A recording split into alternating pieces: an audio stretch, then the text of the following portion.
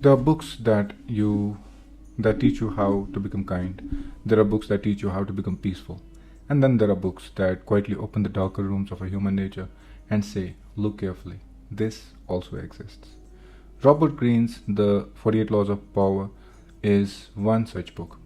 This is a book many people misunderstand before reading it. Some people call it manipulative, some call it dangerous, some call it practical, some call it mirror. And maybe the correct way to understand this book is this. It's less about becoming a cruel person and more about understanding how power works around you. Because whether you like power or dislike power, power is present everywhere. It's present in an offices, families, relationships, politics, family circles, business. It is present even in silence. Sometimes power speaks loudly, sometimes power smiles, sometimes power enters the room without making noise.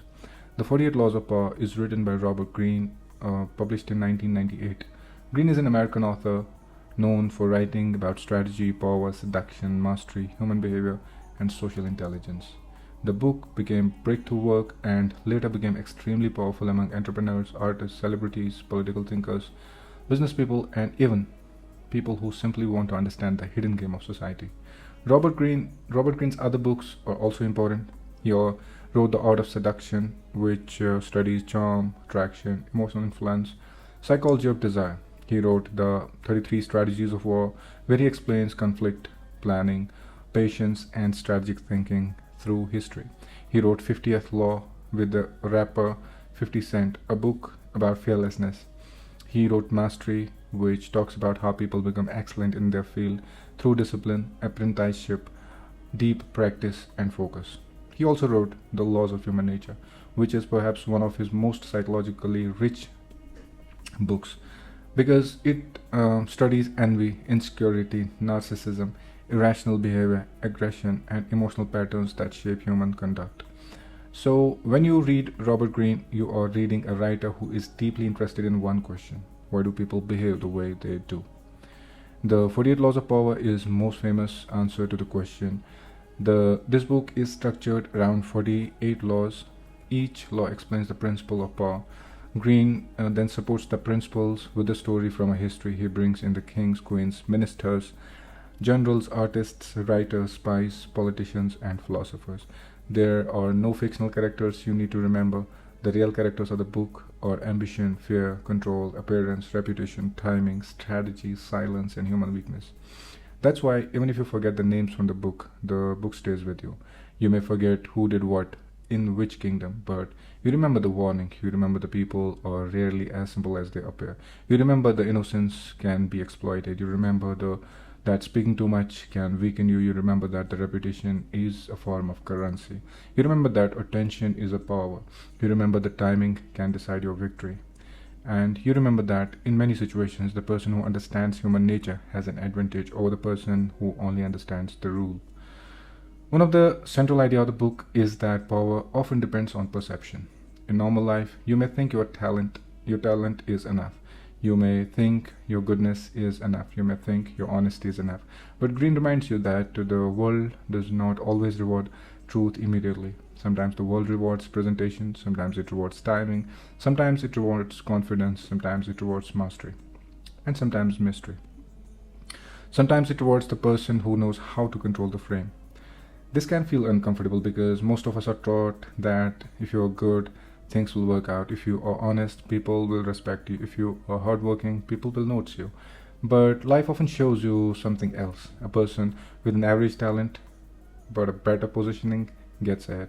A person with less knowledge but better confidence dominates the room. A person with a strong image gets more opportunities than a person with a silent ability.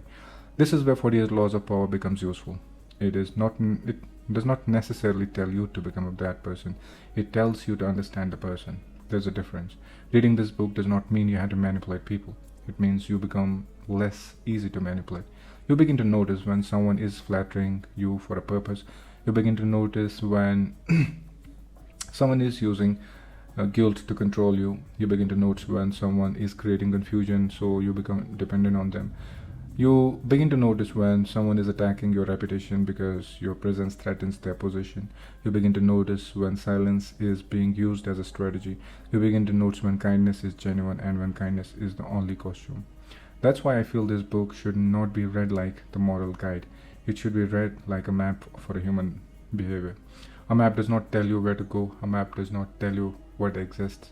If there is a dangerous valley, the map shows it. If there is a narrow bridge, the map shows it. If there is a shortcut, the map shows it. If there is a trap, the map shows it. 48 Laws of Power is that kind of a map. One of the strongest lessons of the book is about reputation. Greene repeatedly shows that reputation is one of the most important assets a person can have. Money can be rebuilt, skills can be improved, network can be expanded, but once the reputation is damaged, everything becomes harder. That's true in business, that's true everywhere, in relationships. People may forget your explanation, but they remember the impression attached to your name. This is why you have to protect your reputation carefully. You cannot always allow every argument to pull you down. You cannot respond to every barking voice on the road. You cannot explain yourself to every person who misunderstands you. Sometimes defense itself makes you quite guilty. Sometimes silence preserves more dignity than a long explanation. Another important idea in this book is control over speech. Many people lose power because they speak too much. They reveal their plans too early. They explain their emotions openly. They disclose their weakness to people who have not earned that trust. They announce their dreams before building that foundation. Then, when the criticism comes, confusion enters, doubt enters, energy leaks. Greene's message here is harsh but useful. Words must be used with care. In the world where everyone is posting, reacting, explaining, defending, and exposing, every thought restraining itself becomes a power. You do not need to reveal every plan. You do not need to justify every choice. You do not need to answer every question. You do not need to make your inner world available to everyone. Sometimes the most powerful thing you can say is very little. Another theme in this book is important of emotional control. Power often shifts towards the person who controls reaction. If someone can easily make you angry, they can control you. If someone can easily make you desperate, they can control you. If someone can easily make you defensive, they can control you. If someone knows exactly what button to press, your behavior becomes predictable. And once you are predictable, you become manageable. This is a very strong lesson. In life, you may feel expressing anger, show strength, but many times anger reveals the exact place where you are weak. You show the other person where you can be touched. You reveal the point where you can be controlled. So the 48 Laws of Power keeps reminding you that self-control is not only spiritual, it's strategic. Calmness is power, patience is power, observation is power, knowing when to speak is a power, knowing when to leave is a power, knowing when to appear and when to disappear is also a power. But here is the danger of the book. If you read it without maturity, you start seeing human beings as a threat. You may start treating every conversation as a battlefield. You may start thinking every kindness is weakness, love is strategy, friendship is utility, and trust is foolishness. That would be poor reading of this book. The book should make you aware, not paranoid. It should sharpen you, not make you cruel. It should make you observant, not cold. It should make you dignified, not manipulative. Because power without ethics becomes ugliness. Power without compassion becomes violence. Power without awareness becomes ego, and an ego eventually destroys the person who carries it. So, uncomfortable. So my review of the 48 Laws of Power is this. It's brilliant, uncomfortable, sharp, and dangerous book.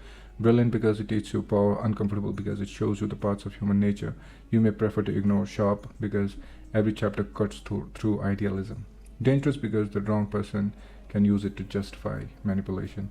But for a thoughtful leader, this book can become a shield.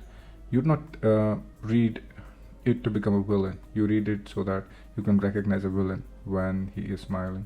You read it so that you can stop speaking before thinking. You read it so that you protect your reputation. You read it so that you become harder to control.